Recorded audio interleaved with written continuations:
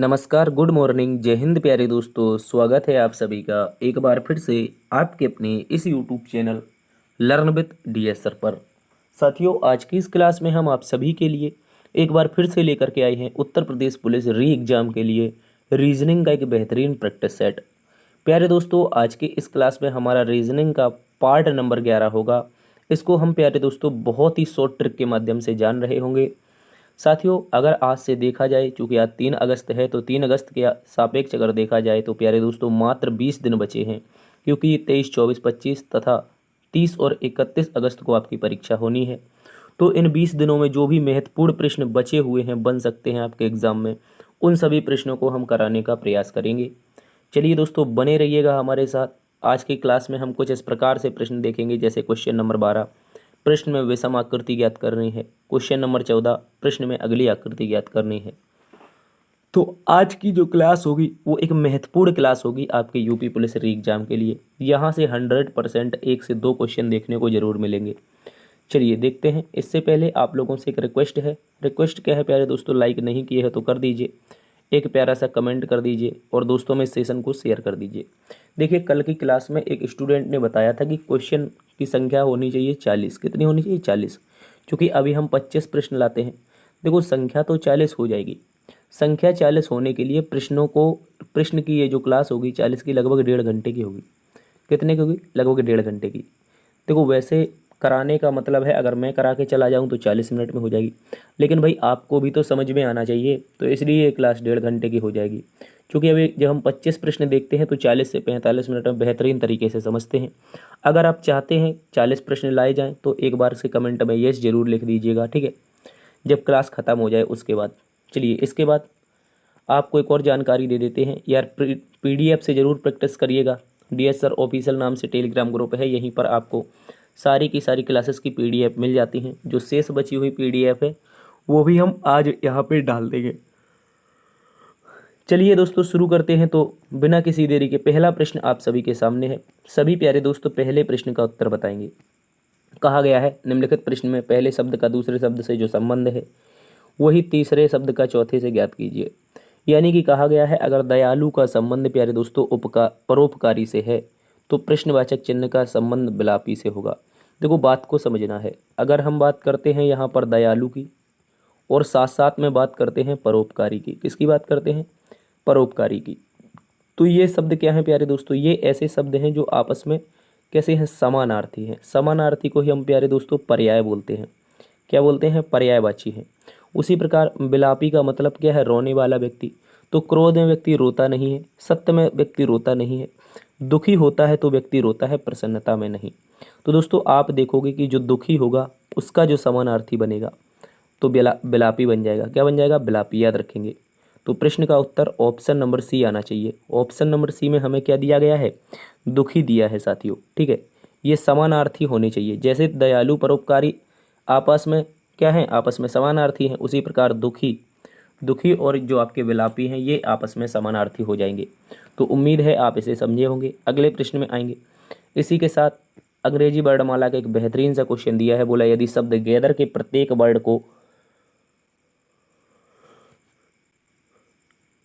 देखिए प्यारे दोस्तों आवाज़ चली गई थी, उसके लिए क्षमा चाहते हैं। देखो यहाँ पे लिखा है, यदि गैदर के प्रत्येक वर्ड को बाएं से दाएं अंग्रेजी वर्णमाला के अनुसार व्यवस्थित किया जाए तो किन वर्डों का स्थान अपरिवर्तित रहेगा?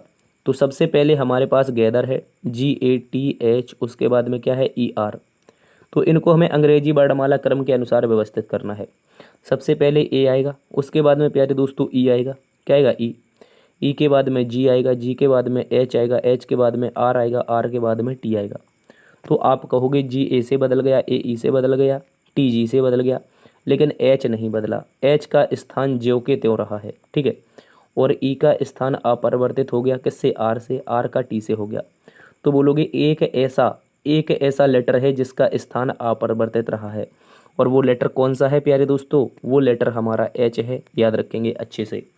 H का स्थान बदला ही नहीं है। देख लो गौर से, मैं ग्रीन कलर ले लेता हूँ भाई। H का स्थान नहीं बदला है, अन्य सभी के स्थान बदल चुके हैं। चलिए अगले प्रश्न में आ जाते हैं। अगले प्रश्न की ओर चलते हैं प्यारे दोस्तों। अगला प्रश्न आपके सामने क्वेश्चन नंबर कौन सा है भाई? क्वेश्चन नंबर 3 है दोस्तों। बोला गया है भाग का अर्थ जोड़ है। प्लस का अर्थ घटाव है और डैश का अर्थ गुणा है और डैश का अर्थ भाग है। कुछ तो गड़बड़ हो गई। भाग का अगर जोड़ दे दिया, क्या बोल दिया, भाग का जोड़ दे दिया। देखो करके देखते हैं। यहाँ पे सबसे पहले समीकरण को लिखते हैं, ठीक है दोस्त। यहाँ पे कुछ मिस प्रिंटिंग है, उसको हम एडजस्ट करेंगे। सबसे पहले 49, क्या लिखा है, 49 है। अगर दोस्तों हम यहाँ पे देखते हैं गुणा, अगर हम यहाँ पे गुणा कर दें और यहाँ पे कर दें घटाओ, क्या कर दें, घटाओ, तो शायद हमारा उत्तर आ जाए। चूँकि 49 का संबंध किससे है, 7 से। प्रतीक अभी हम छोड़ रहे हैं। उसके बाद 3 है, फिर 9 है और आगे जाओगे तो 4 है। तो गौर से देखना है आपको गौर से देखना है। यदि भाग का अर्थ जोड़ है तो भाग कहाँ पर है, 3 और 9 के बीच में है। और जो जोड़ है, जो प्यारे दोस्तों जोड़ है, जोड़ का अर्थ घटाव है, यानी लास्ट में घटाव हो जाएगा। अब दोस्तों जहाँ पे माइनस है उसका मतलब गुणा लगा दीजिएगा और जहाँ पे प्यारे दोस्तों गुणा है उसके स्थान पर भाग लगा दीजिएगा। तभी तो मैंने माइनस का अर्थ गुणा किया और भाग यहाँ पे गुणा का अर्थ भाग किया। ठीक है, अच्छे से समझेंगे तभी उत्तर आएगा। अब दोस्तों ऐसे प्रश्न में आपको बोर्ड मास लगाना होता है। क्या लगाना होता है, बोर्ड मास। बोर्ड मास में ब्रैकेट ऑफ डिवाइड करते हैं। ठीक है, ब्रैकेट ऑफ है नहीं तो डिवाइड से शुरू होगा। 7 सते 49 मल्टीप्लाई 3 का होगा, प्लस में यहाँ पे घट जाएगा। प्लस का 9 है और माइनस का 4 है तो 5 बचेगा। साथियों बोलेंगे तो 7 या 21, 21 में जुड़ेगा 5, 21 में 5 जुड़ेगा 26। तो क्या किसी विकल्प में 26 आया है मेरे भाई? देखिए किसी विकल्प में है, ऑप्शन नंबर सी में है। साथियों ऑप्शन नंबर सी इसका सही उत्तर हो जाएगा, इस बात को याद रखेंगे। एक बहुत ही जानदार सा शानदार सा प्रश्न है, याद रखेंगे। जब भी ऐसे प्रश्न आते हैं एग्जाम में तो आपको जरूर करके आना है। अगले प्रश्न में आइए। अगला प्रश्न आपके सामने ब्लड रिलेशन में है। बोला गया है ए बी की पत्नी है। तो प्यारे दोस्तों जो ए है ये पत्नी है किसकी, बी की। तो इनकी शादी करवानी पड़ेगी। बी क्या हो जाएगा, पति हो जाएगा। बोलो अगर ए पत्नी है तो बी पति हो जाएगा। अब बोला है डी जो है वो ए का भाई है। ए का भाई कौन है, आप कहोगे सर डी है। आगे बोला है पी तथा क्यू ई के बच्चे हैं। पी तथा क्यू ई के बच्चे हैं जो कि डी की पत्नी है। अब ये जो और जो की शब्द जो आते हैं जस्ट पीछे वाले लेटर के लिए आते हैं। जो कि डी की पत्नी है, कौन है भैया, ई पत्नी है। तो डी की शादी करवानी पड़ेगी ई से। डी की शादी ई से करवानी पड़ेगी। ई पत्नी है तो डी पति हो जाएगा। प्यारे साथियों पीछे लाने में बोला था पी तथा क्यू ई के बच्चे हैं। तो पी तथा क्यू कौन कौन, पी और क्यू इनके बच्चे हैं। अब दोस्तों प्रश्न में आपसे पूछा गया है, क्या पूछा है कि बी जो है वो ई क्यू से किस प्रकार संबंधित है। बी क्यू से लगा है क्यू के साथ। कहाँ पर है क्यू, क्यू के साथ में से लगा है। तो क्या बोलेगा ये क्यू बोलेगा मेरे पापा, मेरी बुआ जी। और बुआ जी के पति कौन होते हैं, फूफा जी। कौन होते हैं मेरे भाई, फूफा जी होते हैं। तो आप कहोगे फूफा जी आने चाहिए। कहीं पर दिया है फूफा जी, नहीं दिया है। आपको दिया गया है अंकल। क्या दिया है सर, अंकल। तो प्रश्न का उत्तर अंकल सही हो जाएगा। कैसे, अंग्रेजी भाषा को अगर देखा जाए तो वहाँ पे अंकल का मतलब फूफा, चाचा और इसके साथ साथ में मौसा हो जाता है। ठीक है, अच्छे से याद रखेंगे। और मामा भी अंकल में ही आते हैं। तो दोस्तों फूफा जी हो, मामा जी हो, मौसा जी हो और चाचा जी, ये सारे के सारे अंकल में आते हैं। प्रश्न का उत्तर फूफा जी बन रहा है तो ऑप्शन बी अंकल लगाएंगे हम लोग और इसी के साथ आगे बढ़ेंगे। अगले प्रश्न में बोला गया है निम्नलिखित प्रश्न श्रृंखला में प्रश्नवाचक चिन्ह के स्थान पर क्या आएगा। तो ये भी एक बहुत ही शानदार सी श्रृंखला दे रखी है। चलिए इसमें देखते हैं क्या लॉजिक लग रहा है। पहले दो के बीच में देखेंगे तो प्लस का 2 हो रहा है। प्यारे दोस्तों प्लस का 2 है। आगे देखेंगे तो यहाँ पे प्लस का 3 है। ठीक है भाई। और आगे देखोगे तो यहाँ पे प्लस का 2 है। और आगे देखने जाओगे और आगे 22 से लेकर के 27 पर जाओगे तो प्लस का 5 हो जाएगा। अब दोस्तों 27 से आगे बढ़ोगे तो प्लस का 2 होगा। ठीक है, अगली बार में क्या होना चाहिए और इसके आगे और क्या होना चाहिए ये बताना है। देखो मैं इसको पूरा मेट के लिख देता हूँ। पहली बार में 15 है, फिर साथियों 17 है, आगे 20 है, फिर 22 है। कितना है सर, 22 है। 22 के बाद में 29 है। ठीक है, कितना है, 29 है। 29 के बाद में 2 क्वेश्चन मार्क है, एक यहाँ पे एक यहाँ पे। देखो मेरी बात को समझना है। पहली बार में जुड़ा है 2, कितना, 2 जुड़ा है। दूसरी बार में जुड़ा है 3। ठीक है, और आगे देखोगे तो फिर से 2 जुड़ा है। और आगे देखोगे तो यहाँ पे जुड़ा है, मैंने कुछ गड़बड़ कर दी भाई। 22 5 27 तो छोड़ ही दिया यार। क्या यार मास्टर, क्या गुंडा बनेंगे। देखो 22 के बाद में क्या था, 22 और 29 के बीच में 27 था। तो यहाँ पे आप 27 और लिख लो। ठीक है, तो अब देखो 22 से 27 पर पहुँचे हैं तो कितना, 5 जुड़ा है। और साथियों 27 से 29 पर पहुँचे हैं तो 2 जुड़ा है। अगर आप गौर से देखें कि लॉजिक को समझें तो दोस्तों अल्टरनेट में 2 जुड़ रहा है। कितना, अल्टरनेट में 2 जुड़ रहा है। और यहाँ पे चल रहा है 3 5, तो अगला वाला हो जाएगा 7। और दोस्तों जैसे ही यहाँ पे 29 में 7 जुड़ेगा, 29 में 7 जुड़ेगा तो प्रश्न का पहले बार क्वेश्चन मार्क का स्थान 36 होगा। तो 36 यहाँ पे नहीं है और यहाँ पे नहीं है, गलत हो जाएगा। अब 36 में हर बार की तरह 2 जुड़ेगा, क्योंकि अल्टरनेट तो 2 ही जुड़ रहा था हम लोगों का, अल्टरनेट तो 2 ही जुड़ रहा था। 36 में 2 जुड़ेगा तो 38 आ जाएगा। प्यारे साथियों, आप यहाँ से कह पाओगे कि प्रश्न का उत्तर होगा option number B. Option number B, जिसमें 36 और 38 दिया गया है, यही आप लोगों का सही उत्तर है। पहले क्वेश्चन मार्क के स्थान पर 36, दूसरे के स्थान पर 38 आएगा। इस बात को आप सभी को अच्छे से याद रखना है। चलिए अगले प्रश्न में आ जाओ। अगला प्रश्न एक बेहतरीन सा प्रश्न दिया गया है। प्रश्न में बोला गया है, नीचे दिए गए अंक क्रम में ऐसे कितने 7 हैं जिनके ठीक पहले 4 नहीं है। मतलब 7 तो होने चाहिए लेकिन ठीक पहले 4 नहीं होना चाहिए, लेकिन ठीक बाद में 2 हो। 7 के पहले क्या नहीं होना चाहिए? देखो 7 के पहले 4 नहीं होना चाहिए लेकिन 2 होना चाहिए। तो देखो देखते हैं, 7 के पहले 4, देखो एक 7 ये मिला था लेकिन इसके पहले 4 है तो ये बनेगा नहीं। एक 7 हमें इसी के जस्ट आगे मिला है ये वाला, उसके पहले 4 नहीं है, बाद में 2 है। अब दोस्तों अगले 7 को देखेंगे तो ये भी नहीं बनेगा, ठीक है।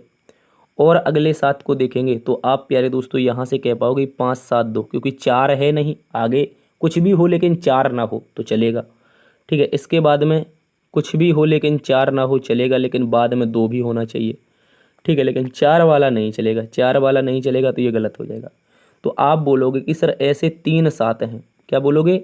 ऐसे 3 7 हैं जिनके पहले 4 नहीं है लेकिन बाद में 2 है। तो कौन कौन से हैं? एक तो 872 में 4 आगे नहीं है, एक 572 में प्यारे दोस्तों, एक आपका 772 में, ठीक है। तो ये 3 ऐसे 7 हैं जिनके पहले 4 नहीं है लेकिन ठीक बाद में 2 है। तो साथियों ऑप्शन नंबर सी इसका सही उत्तर आएगा कि ऑप्शन नंबर सी में दिया है 3 7। अगले प्रश्न में आ जाओ। अगला प्रश्न एक बेहतरीन सा क्वेश्चन है और ये प्रश्न प्यारे दोस्तों एग्जाम के लिए शानदार है।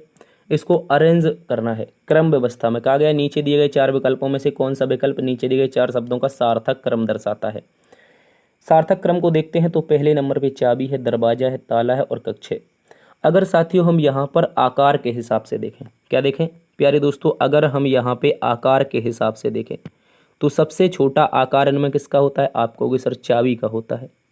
किसका होता है? चाबी का। मतलब विकल्प की शुरुआत 1 से होनी चाहिए, 1 से होगी तो 4 वाला विकल्प गलत हो गया, ठीक है। अब दोस्तों चाबी से बड़ा क्या होता है? आप कहोगे ताला होता है, मतलब 1 के बाद में 3 आना चाहिए। चाबी से बड़ा क्या होता है? ताला होता है, 1 2 3 ये आना चाहिए, तो हम लिखेंगे यहाँ पे ताला। अब मुझे बताओ ताला से बड़ा क्या दे रखा है? आप कहोगे सर ताला से बड़ा दे रखा है दरवाज़ा। ताला से बड़ा क्या है भाई? आप कहोगे दरवाज़ा है सर। दरवाज़ा से बड़ा क्या है? तो आप यहाँ से कह पाओगे कक्ष यानी कि कमरा। क्या कह पाओगे साथियों? कक्ष यानी कि कमरा। इस तरह से आप लोग लिख लेंगे।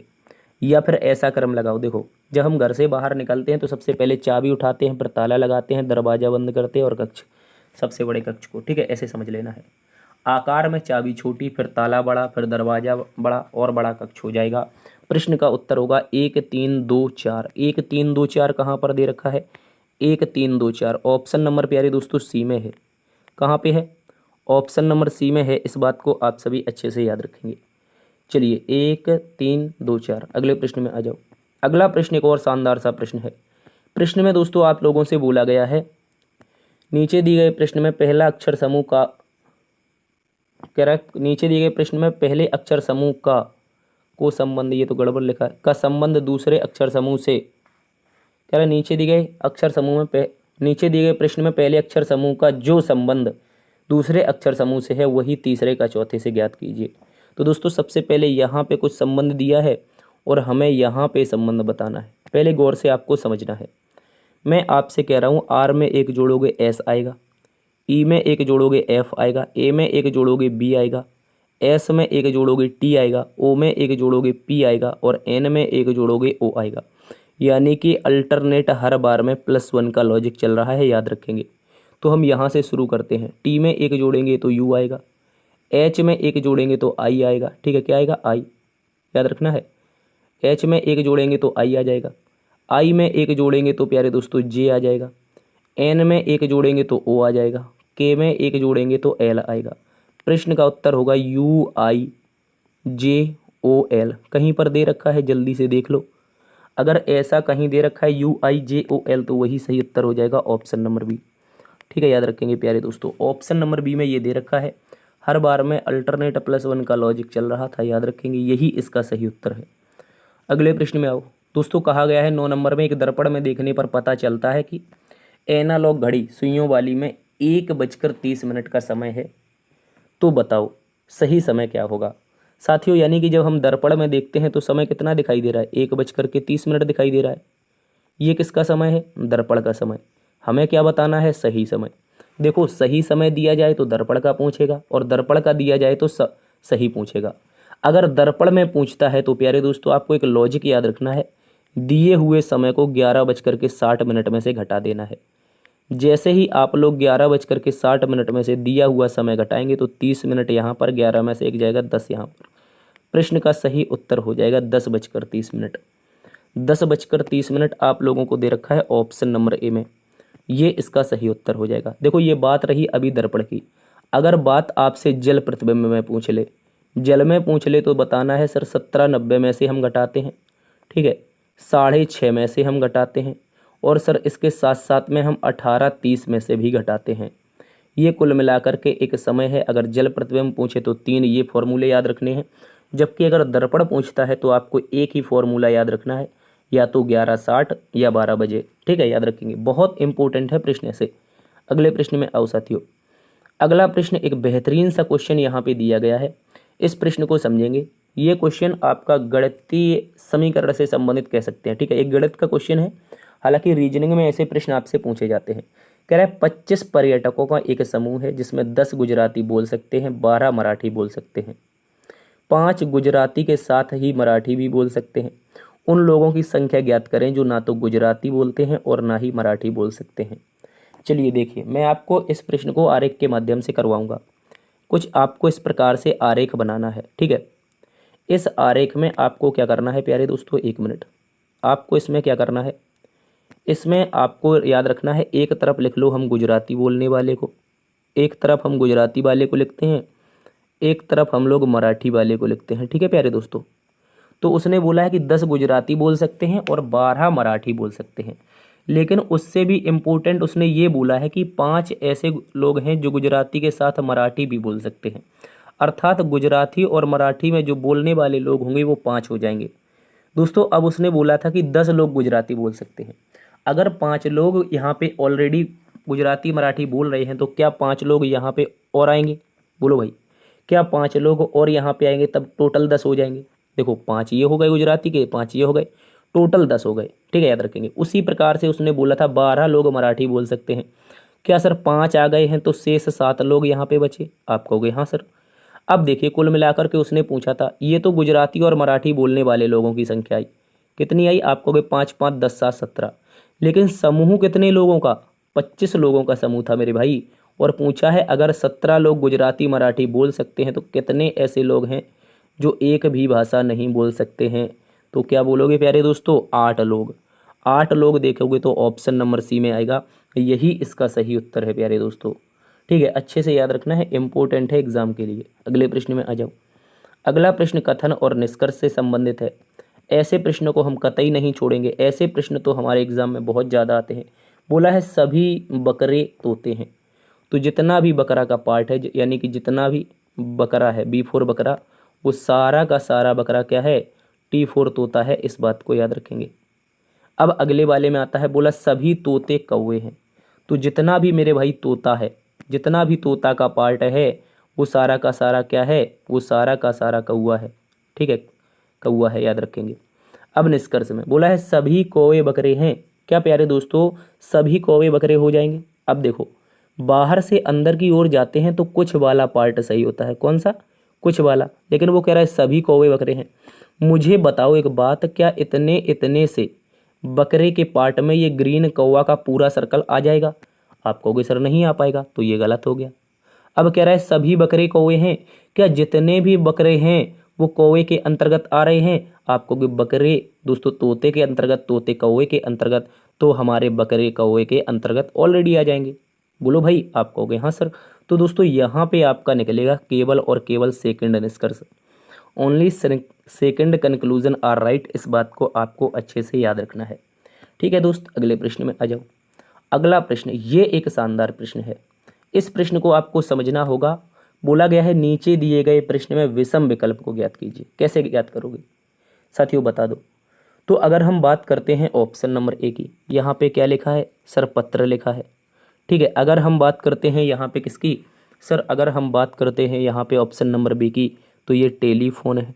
क्या है, ये टेलीफोन है, हमारे ज़माने का। आपने नहीं देखा होगा इसको, आपने पुरानी फिल्मों में हो सकता है देखा हो। ये क्या है, ये प्यारे दोस्तों हेलो माइक चेक है। ठीक है, माइक है। और दोस्तों ये हेडफोन है। क्या है, हेडफोन है। अब आपको बताना है इसमें विषम क्या है। मैक्सिमम केसेस में लोगों का जो आंसर होगा वो सी आएगा। क्या आएगा, माइक आएगा। ठीक है, जो मैं कह रहा हूँ कि ये आपका सरासर गलत है। क्या है, ये आपका गलत है, ये उत्तर नहीं होगा, मैंने बता दिया। अब बताओ क्या होगा।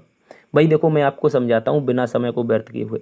जो पत्र होते थे, वो पत्रों के माध्यम से कुछ लोग एक दूसरे से वार्ता करते थे। जैसे आप, यदि हो सकता है आपने देखा हो, यदि हमारे साथ के हैं, तो जब हमारा किसी से स्कूल में प्रेम हुआ था, तो हम लोगों के पास मोबाइल तो हुआ नहीं करता था।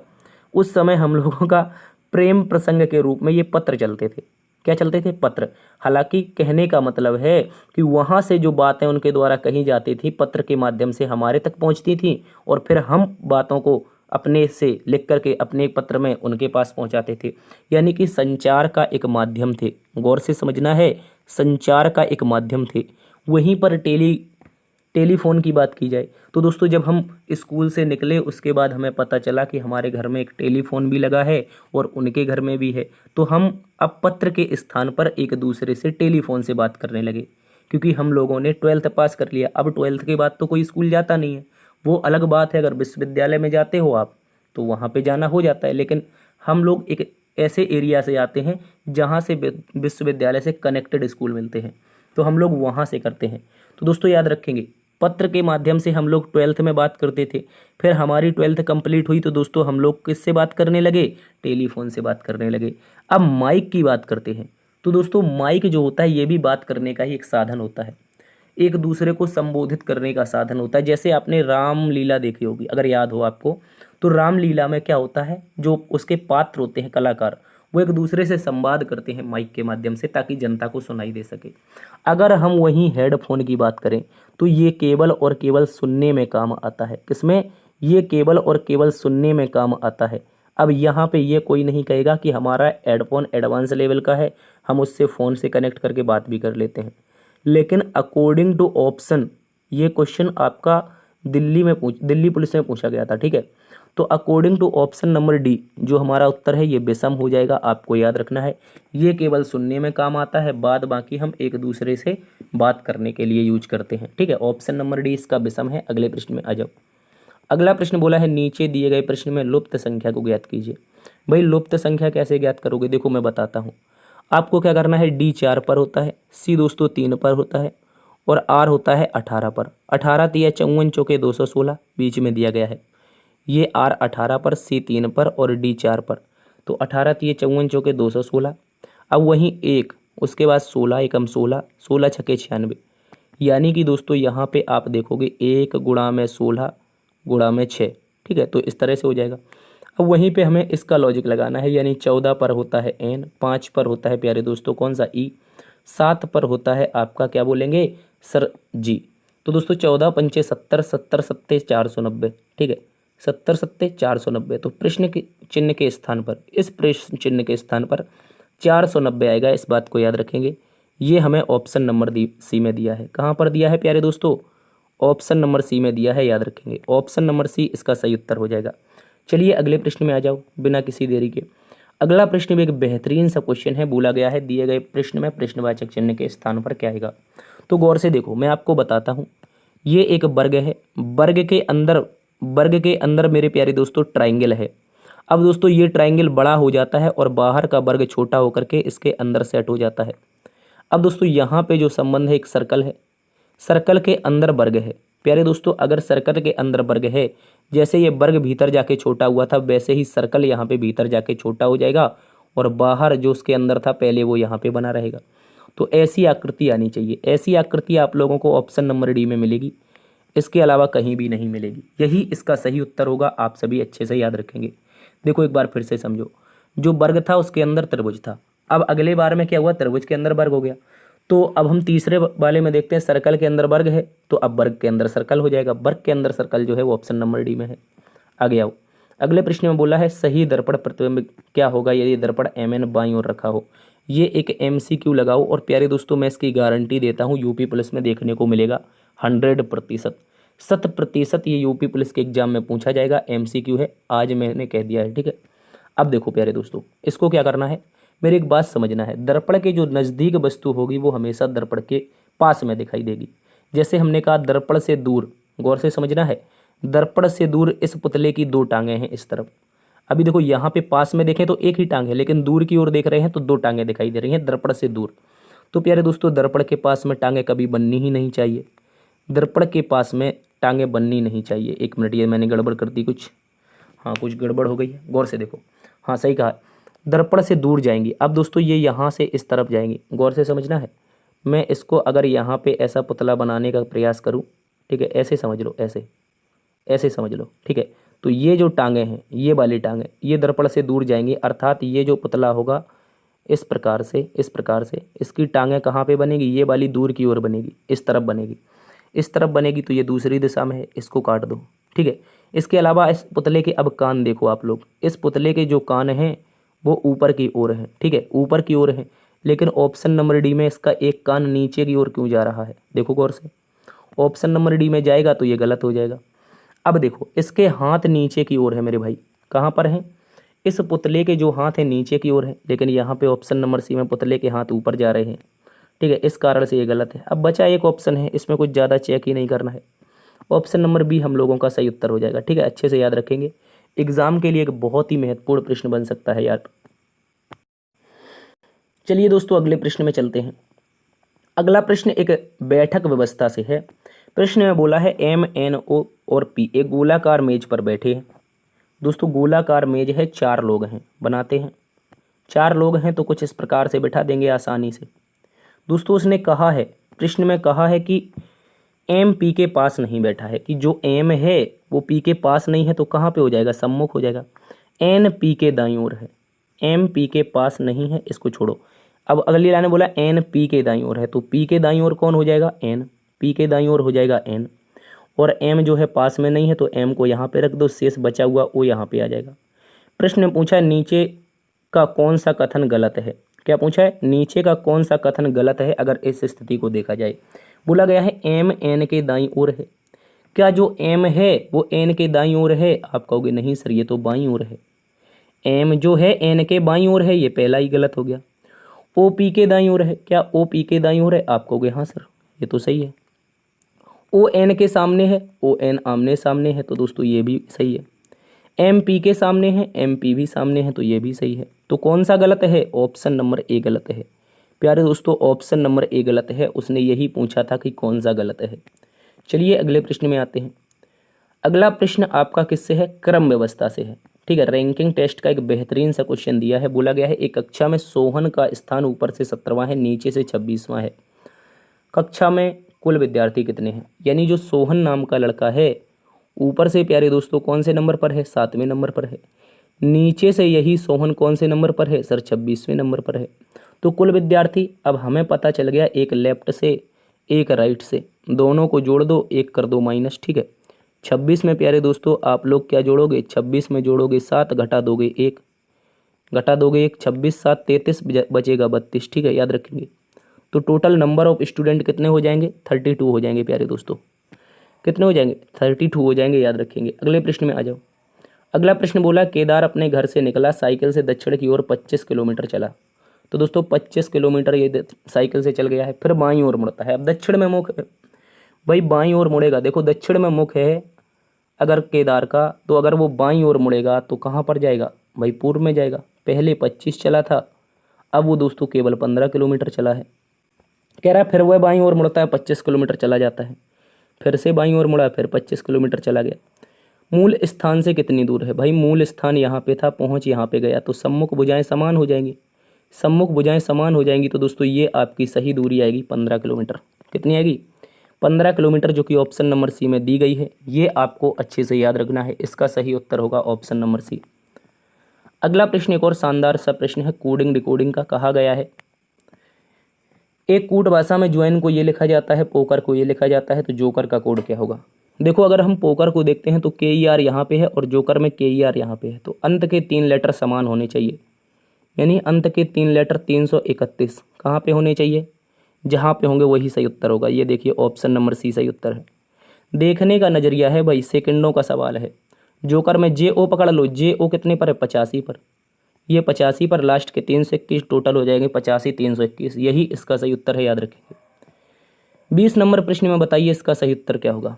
20 नंबर प्रश्न में क्या बोला गया है, जल्दी से बताओ इसका सही उत्तर क्या है। चलिए बताइए साथियों, इस प्रश्न का उत्तर क्या होगा। प्रश्न में कहा गया है नीचे दिए गए शब्द का प्रयोग करके कौन सा विकल्प बनाया जा सकता है। बहुत इंपॉर्टेंट है, प्रश्न में विकल्प बनाने की बात कर रहा है। आपको शब्द दिया गया है मोन्यूमेंट। मोन्यूमेंट का प्रयोग को करके कौन सा बना सकते हैं शब्द, ये बताना है। तो आप मुझे बताओ, क्या विकल्प नंबर 1 बना पाओगे। कैसे, देखो यहाँ पे एक टी ये है, एक टी ये है, लेकिन जब मोन्यूमेंट को देखते हैं तो केवल और केवल एक टी आई है। तो टेन, ये क्या लिखा है, टेन एंट। टेन एंट में प्यारे दोस्तों 2 टी हैं, तो ये नहीं बनेगा। उसी प्रकार से ये भी नहीं बनेगा टेंट, चूंकि इसमें भी 2 टी आई हैं। क्या दोस्तों माउंट बन पाएगा, मुझे बताओ। क्या माउंट M, उसके बाद में OUN और T। हाँ मेरे प्यारे दोस्तों, ऑप्शन नंबर जो सी है ये बन जाएगा। इसके अलावा मूवमेंट बनेगा। भाई मोनूमेंट में कहीं भी वी नहीं आई है, जबकि मूवमेंट में वी आई है। तो इस प्रकार से आप याद रखेंगे, ये भी नहीं बनेगा। मूवमेंट में 2 ई हैं, तब भी नहीं बनेगा, चूंकि मोनूमेंट में केवल एक ई आई है। ठीक है, तो आप क्या बोलोगे, ऑप्शन नंबर सी प्यारे दोस्तों ये बन पाएगा। ठीक है, केवल और केवल ऑप्शन नंबर सी बन पाएगा। आगे आ जाओ। अब हम प्यारे दोस्तों मानसिक अभिरुचि के बहुत ही महत्वपूर्ण प्रश्न जो आपके एग्जाम के लिए बन सकते हैं उनको देखेंगे। कहा गया है आपके अनुसार एक पुलिसकर्मी के व्यवसाय में उसकी रुचि जगाने के लिए और इस रुचि को बनाए रखने के लिए क्या कदम उठाने चाहिए। अभी रिसेंटली जब यूपी पुलिस का एग्जाम हुआ था, वहाँ पे ये प्रश्न पूछा गया था। कह रहा है कि यदि हमें एक पुलिसकर्मी को व्यवसाय और उसकी रुचि जगाने के लिए, इस रुचि को बनाए रखने के लिए जो पुलिसकर्मी के व्यवसाय हैं उसके लिए क्या कदम उठाने चाहिए अगर आपके अनुसार। तो दोस्तों कहा गया पुलिसकर्मी को प्रशिक्षण के लिए विदेशी प्रशिक्षण संस्थानों में भेजना चाहिए। भाई विदेशी प्रशिक्षण संस्थानों में भेजना महंगा हो जाएगा, तो ये तो बिल्कुल गलत ऊटपटांग बात है। देश की सेवा करनी है, विदेश में ट्रेनिंग कैसे ले पाओगे। कह रहा है पुलिसकर्मियों को आवासीय कॉलोनियों में स्विमिंग पूल, गोल्फ कोर्स उपलब्ध कराए जाने चाहिए। भाई आवासीय कॉलोनियों में तो वो ऑलरेडी रहते हैं। अब बात रही स्विमिंग पूल की, तो इसकी तो मुझे जानकारी नहीं है। हो सकता है नहाने की और खेलने की व्यवस्था तो उनके लिए ऑलरेडी होती है, तो ये भी गलत हो जाएगा प्यारे। अब बोला है पुलिसकर्मियों के वेतन में वृद्धि की जानी चाहिए और उनके काम के घंटों में कमी की जानी चाहिए। तो क्या ये सही होगा। पुलिसकर्मी के व्यवसाय में उसकी रुचि जगाने के लिए तो वेतन में वृद्धि करोगे, पुलिसकर्मी के व्यवसाय में रुचि जगेगी। इस रुचि को बनाए रखने के लिए उसके काम में कमी कर दो, तो ये सही हो जाएगा। ऑप्शन नंबर सी हो सकता है। अब डी को देखते हैं। कह रहा है पुलिसकर्मियों को थोड़ी बहुत रिश्वत लेने की आधिकारिक अनुमति। भाई रिश्वत की बात ना करना, रिश्वत की बात ना करना। तो इस प्रकार से ऑप्शन नंबर सी सही हो जाएगा। यदि रिश्वत के स्थान पर हम उनके वेतन में वृद्धि कर दें और उनका जो बोझ है, अतिरिक्त काम है, उसको अगर हम कम कर देते हैं तो ये हो जाएगा पुलिस व्यवसाय में रुचि बढ़ाने के लिए। ठीक है, ऑप्शन नंबर सी। अगले प्रश्न में आओ। प्रश्न में बोला है काफ़ी संख्या में पुलिसकर्मी अपनी नौकरी करते करते सक्की और सनकी क्यों हो जाते हैं। भाई याद रखेंगे, ये आर्मी वालों के लिए भी कहा जाता है। ऐसा कहा जाता है कि जब आर्मी वाले ज़्यादा दिनों तक नौकरी करते हैं या पुलिस वाले, तो ऐसी स्थिति में वो लोग सनकी हो जाते हैं। सनकी या सक्की होने का कारण क्या है, तो देखो क्यों हो जाते हैं। पुलिस की नौकरी के दौरान काफ़ी मनोवैज्ञानिक दबाव झेलना पड़ता है। बिल्कुल सही बात है भाई, नौकरी करने के दौरान मनोवैज्ञानिक दबाव तो झेलना ही पड़ता है। आगे बोला है पुलिस की नौकरी के दौरान समाज के सबसे विकृत लोगों, बीभत्सक मामलों से डील करनी पड़ती है। बिल्कुल सही बात है। अगर आप पुलिस की जॉब कर रहे हैं तो आपको विभिन्न प्रकार के लोगों से मिलना पड़ेगा, उनसे डील करनी पड़ेगी, तो दूसरा भी सही है। कह रहा है कनिष्ठ स्तर के पुलिसकर्मियों के पास इतना समय और जागरूकता नहीं होती है कि वे अपनी मानसिक स्थिति को मॉनिटर कर सकें और सही समय पर चिकित्सीय सहायता प्राप्त कर सकें। तो ये बात भी बिल्कुल सही कह रहा है कि जो कनिष्ठीय पुलिसकर्मी होते हैं, यानी कि कांस्टेबल, निरीक्षक वगैरह, ठीक है, सॉरी निरीक्षक नहीं, जो कांस्टेबल होते हैं और जो आपके कांस्टेबल से थोड़ा और बड़ा जिसे हम क्या कहते हैं दीवान जी, तो ऐसे लोगों के लिए पुलिस कर्मियों के इनके लिए इतना समय नहीं होता है कि ये अपनी मानसिक स्थिति को मॉनिटर करें यानी जांच सकें और चिकित्सक परामर्श ले सकें। तो ये बात भी सही है। ऐसी स्थिति, यही स्थितियां हैं तीनों की तीनों, जिसके कारण पुलिसकर्मी कैसे हो जाते हैं, सनकी और सक्की हो जाते हैं। अब दोस्तों ऑप्शन नंबर डी, इन सभी कारणों से काफी पुलिसकर्मी अपनी नौकरी करते करते सक्की और सनकी बन जाते हैं। कौन से सभी कारण? ऑप्शन नंबर ए, बी और सी, इन सभी से मिलाकर के ऑप्शन नंबर डी, इन सभी कारणों से पुलिसकर्मी कैसे बन जाते हैं, तो आप कहोगे सक्की और सनकी। आगे आ जाओ, ऑप्शन नंबर डी सही होगा। भाई अगले प्रश्न में बोला है पुलिस अधिकारी के रूप में आपकी रुचि आपके व्यवसाय में बनी रहे, इसके लिए क्या आवश्यक नहीं है? बताओ, पुलिस अधिकारी हैं, अभी कांस्टेबल की बात हो रही थी तो उसका हमने वेतन बढ़ा दिया, लेकिन इसमें पूछा है पुलिस अधिकारी के रूप में आपकी रुचि आपके व्यवसाय में बनी रहे, इसके लिए क्या आवश्यक नहीं है, ये पूछा है। तो बताओ क्या आवश्यक नहीं है? आपका शारीरिक एवं मानसिक रूप से स्वस्थ होना। भाई बिल्कुल फिजिकल फिट और मेंटली फिट रहना पड़ता है इसके लिए। कह रहा है आपके अंदर इंटरपर्सनल संचार योग्यता का होना, इंटरपर्सनल संचार योग्यता का होना, ये बात भी एकदम सही होती है भाई। इसके बाद में बोला है एक पुलिस टीम के सदस्य के रूप में कार्य करने की अभिरुचि का होना, बिल्कुल सही है, ये भी भाई सही हो जाएगा। पुलिसकर्मी यानी पुलिस टीम के रूप में आप अपना एक सजगता से कार्य करेंगे, तो ऑप्शन नंबर सी भी सही है। अब बचा क्या? डी ही बच रहा है, सरकारी पक्ष की ओर से उच्चतम न्यायालय में विवेचना करने की योग्यता का होना।